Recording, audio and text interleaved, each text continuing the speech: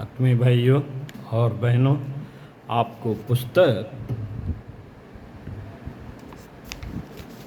युग निर्माण योजना जुलाई 2023 आत्मीय अनुरोध गुरुदेव के कृतित्व हमारे उत्तरदायित्व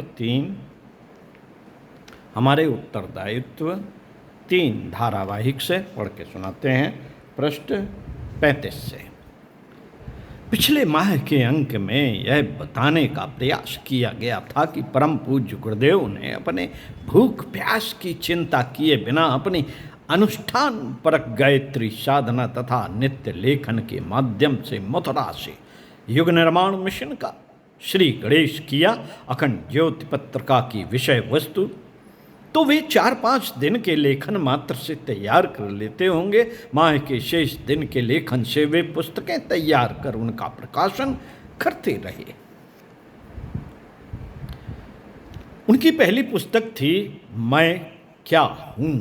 इसके बाद गायत्री महाविज्ञान के एक एक कर 3 भागों के प्रकाशन ने तो साधकों के उत्साह में अतुलनीय वृद्धि कर दी। गायत्री के प्रत्यक्ष चमत्कार को पढ़कर लोग गायत्री साधना से जुड़ते ही चले गए। गायत्री का मंत्रार्थ, गायत्री चित्रावली, गायत्री ही कामधेनु है, गायत्री का वैज्ञानिक आधार, गायत्री की सर्व सुलभ साधनाएं, गायत्री के 14 रत्न 2 भागों में, विपत्ति निवारणी गायत्री, स्त्रियों को गायत्री का अधिकार जैसी जीवनोपयोगी पुस्तकें प्रकाशित होती रहीं। अपने जीवन के अंतिम दशक में तो वे शांत कुंज में दिन भर लिखा करते थे। आज भी कुछ पुराने लोग मिल जाते हैं तो शांत कुंज में गुरुदेव की खिड़की से दर्शन वाली बात की पुष्टि करते हैं और कहते हैं कि उन दिनों गुरुदेव दिन भर लिखते थे, लोगों को दर्शन नहीं देते थे। जब लोगों ने दर्शन करने की बात वंदनीय माता जी के समक्ष रखी तो उन्होंने गुरुदेव से परामर्श करने के बाद खिड़की से दर्शन की व्यवस्था बनाई थी।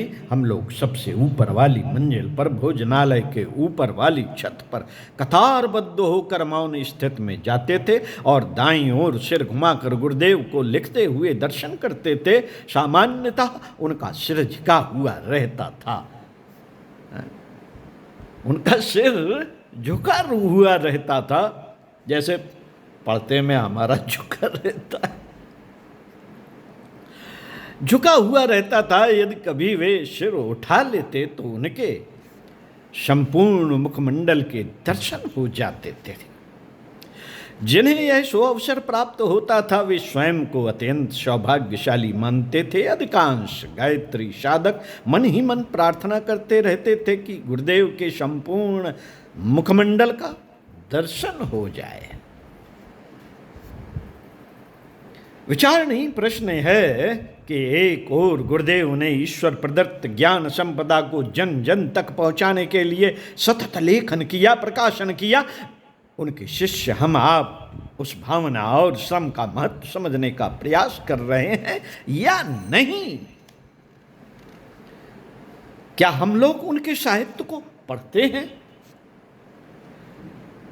पढ़कर औरों को पढ़ने की प्रेरणा देते हैं? यदि ऐसा नहीं करते तो आखिर कब करेंगे?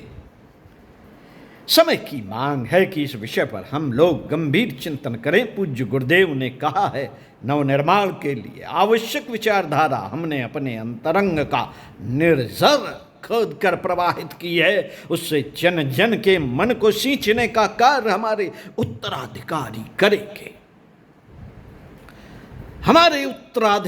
करेंगे। विचार क्रांति की मशाल जलती रहनी चाहिए। यह प्रकाश दूर दूर तक फैलते रहना चाहिए। ऐसा ना हो कि सहयोग का स्नेह न पाकर हमारी यह अमानत अस्तित्व खो बैठे। साहित्य और पत्रिकाएं पूज्यवर की वाणी है, उनकी आवाज लोगों तक पहुंच सके, ऐसा प्रयास हम सबको करना चाहिए। पूज्य गुरुदेव ने अपने अंतरंग से निकली विचारधारा से जन जन के मन को सींचने का दायित्व हम सब शिष्यों के ऊपर सौंपा है। हमें अपने कंधों को मजबूत बनाना है और सिद्ध करना है कि हम सभी शिष्य सौंपे गए इस दायित्व को पूरा करने में तनक भी कोताही न बरतेंगे। गुरुदेव ने लिखा है, युग निर्माण अभियान की आज सबसे बड़ी आवश्यकता है सुयोग्य और सुशिक्षित, अनुभवी और कुशल लोक नेताओं को, जो इस अभियान के महामत गजराज को सही दिशा में चलाने की भूमिका कुशलतापूर्वक निभा सके। अपेक्षा की जाती है कि गायत्री परिजन स्थानीय गोष्ठियों में इस विषय पर चर्चा करेंगे। इस अभियान को सफल बनाने के लिए ज्ञान, धन, पुरुषार्थ, समय एवं व्यक्तिगत प्रभाव जैसी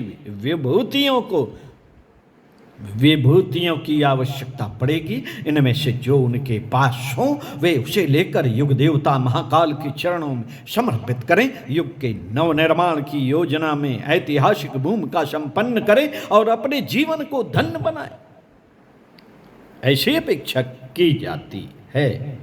परम पूज्य का सारा जीवन ज्ञान यज्ञ को समर्पित रहा। उनकी साहित्य कृति तथा विचार संपदा को जन जन तक पहुँचाने के उद्देश्य से गायत्री तपोभूमि मथुरा से निम्नलिखित योजनाओं को प्रचारित किया जा रहा है। सद्वाक्य पोस्टर स्टिकर योजना नंबर 1, नंबर 2 दीवार लेखन योजना, नंबर 3 झोला पुस्तकालय योजना, नंबर 4 स्वाध्याय मंडल योजना, नंबर 5 पत्रिका विस्तार योजना, नंबर 6 पुस्तक मेला योजना, नंबर 7 ज्ञान यज्ञ प्रचारक योजना, नंबर 8 ब्रह्म भोज योजना, नंबर 9 ज्ञान मंदिर की स्थापना, नंबर 10 सदविचार विज्ञप्ति योजना। उपरोक्त योजनाओं को क्रियान्वित करने के लिए यहाँ से प्रकाशित पुस्तक ज्ञान यज्ञ का महत्व और योजनाओं का स्वाध्याय किया जा सकता है।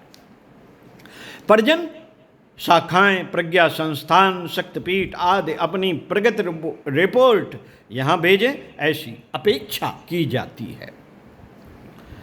गायत्री तीर्थ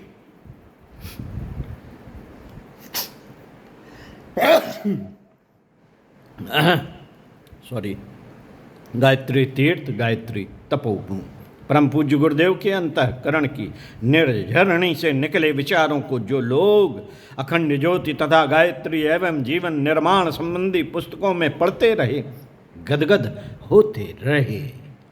कुछ लोग पत्रों के द्वारा अपने अनुभव मथुरा भेजते रहे, तो कुछ लोग मथुरा पहुंचकर गुरुदेव और माता जी से प्रत्यक्ष मिलकर आनंदित होते रहे। जो एक बार उनसे मिल लेता वह उनसे अलग नहीं होना चाहता था।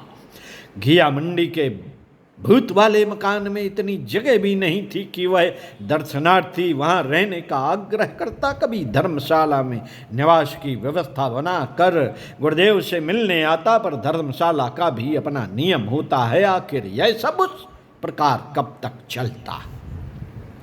लोगों ने गुरुदेव और माता जी से प्रार्थना करना आरंभ कर दिया कि वे मथुरा से कोई मंदिर आदि की व्यवस्था बनावें, जहाँ पर लोग आकर उनसे सत्संग कर सके। पूज्यवर ने इस दिशा में सोचना तथा कार्य करना भी शुरू कर दिया। बहुत सारे स्थानों को देखने के बाद अंततः उन्होंने वर्तमान स्थान को चुना और इस भूमि की रजिस्ट्री सन 1952 की गीता जयंती के शुभ दिवस पर की गई। इसी शुभ मुहूर्त में आदरणीय शैल बहन जी का जन्म हुआ।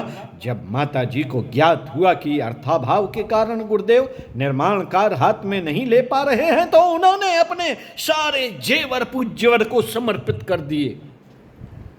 ईश्वर की ऐसी कृपा हुई कि जनता जनार्दन का आर्थिक सहयोग प्राप्त होता रहा और माता जी के जेवरों को बेचने की आवश्यकता न पड़ी। वे आज भी वैसे ही पड़े हैं। ऐसा विचार बन रहा है कि प्रस्तावित नए मंदिर में उन्हें उपयुक्त ढंग से प्रदर्शित किया जाए ताकि लोग उनका दर्शन कर सकें। मंदिर का पुनर्निर्माण। भूतल पर स्थित गायत्री मंदिर प्रखर प्रज्ञा सचल श्रद्धा यज्ञशाला महाकालेश्वर मंदिर को प्रथम तल पर स्थानांतरित करने के उद्देश्य से ढांचे का निर्माण कार्य लगभग 85% पूरा हो चुका है। गायत्री माता पूज्य गुरुदेव वंदनीय माता जी के मंदिरों के ऊपर शिखरों का निर्माण स्पष्ट देखा जा सकता है। उनके सामने निर्मित हाल प्रखर प्रज्ञा सजल श्रद्धा महाकालेश्वर मंदिर के गुंबदों का कार्य चल रहा है। प्रवेश द्वार से प्रथम तल पर स्थित मंदिर संकुल पर पहुंचने के लिए सीढ़ियों का निर्माण चल रहा है। सफेद मार्बल लगना शुरू हो गया। इसे रंगीन रोशनी से सुसज्जित करने का कार्य भी शुरू हो चुका है। महाकालेश्वर मंदिर में नर्मदेश्वर महादेव की प्रतिष्ठा के लिए व्यवस्थाएं बनाई जा रही हैं। भूतल पर परम पूज्य गुरुदेव तथा परम वंदनीय माता जी की जीवन दर्शन प्रदर्शनी लगाई जानी है। जीवन दर्शन प्रदर्शनी लगाई जानी है। इसकी भी तैयारियां चल रही हैं। इसकी भी तैयारियां चल रही हैं। इस मंदिर भवन से सटे उत्तर की ओर, इस मंदिर भवन से सटे उत्तर की ओर एक और भवन निर्माणाधीन है। इसमें प्रथम तल पर गायत्री माता की 24 शक्तियों की मूर्तियां लगेंगी। इनका निर्माण भी चल रहा है। पाठक अनुमान लगा सकते हैं जब यह पूरा संकुल बनकर तैयार हो जाएगा तो कितना श्रम्य दृश्य होगा। इसके लोकार्पण के अवसर पर काफी बड़ा जन समुदाय आने वाला है। यह आयोजन भी कई दिनों तक चलेगा, ऐसी आशा है। मित्रों, ऐसी आशा है, ऐसी आशा है, ऐसी आशा है, ऐसी आशा है। मार्च 2022 की निर्माण योजना पत्रिका में लोकार्पण के कार्यक्रमों की चर्चा की गई। उसमें भाग लेने वालों के लिए दिशा निर्देश भी दिए गए। आशा की जाती है कि परिजन इसका अध्ययन करेंगे और उसी के अनुसार अपनी तैयारियां अभी से आरंभ कर देंगे। ईंट की अपेक्षा संगमरमर काफी महंगा होता है। पूरा मंदिर एक प्रकार की सफेदी से नहाया हुआ हो, इसे सुनिश्चित करने के लिए एक ही खदान का श्वेत संगमरमर लिया जा रहा है। इस पर कलाकृतियां तथा अन्य कारीगरी के काम का उत्तरदायित्व सोमपुरा के प्रसिद्ध वास्तुविदों को सौंपा गया। अत्यधिक आर्थिक भार उठाने के लिए परिजनों ने भी कमर कस ली है। वे समझ रहे हैं कि आज इस आवश्यकता की पूर्ति करने के लिए अभी ही दान देना है।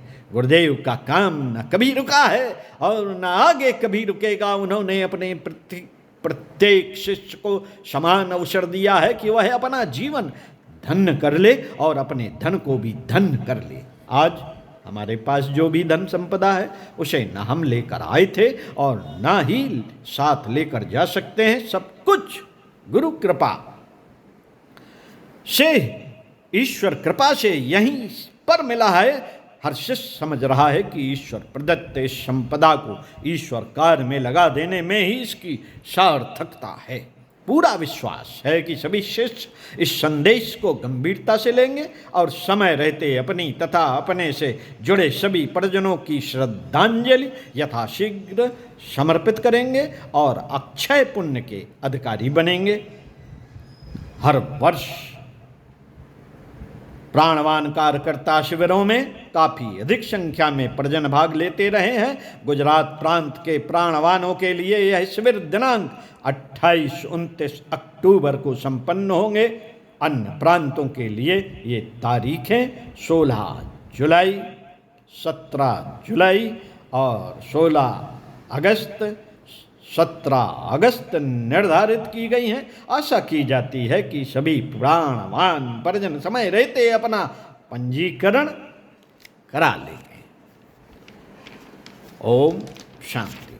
कृपया जरूर सुने, समझें और शक्तिपीठों के जो उत्तरदायित्व बताए गए,